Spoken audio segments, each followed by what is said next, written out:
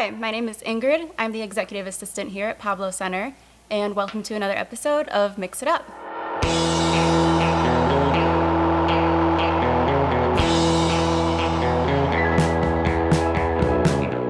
Today we are building an adult root beer float.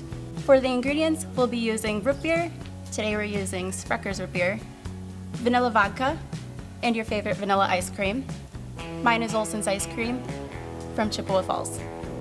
To build your adult root beer float, you're first going to take a scoop of your favorite ice cream, plop it right in.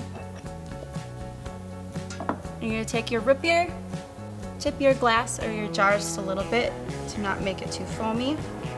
Fill it about halfway. Then take your vodka, put about 2 ounces, and today I'm just going to eyeball it. And then fill the rest of your cup or jar with that root beer.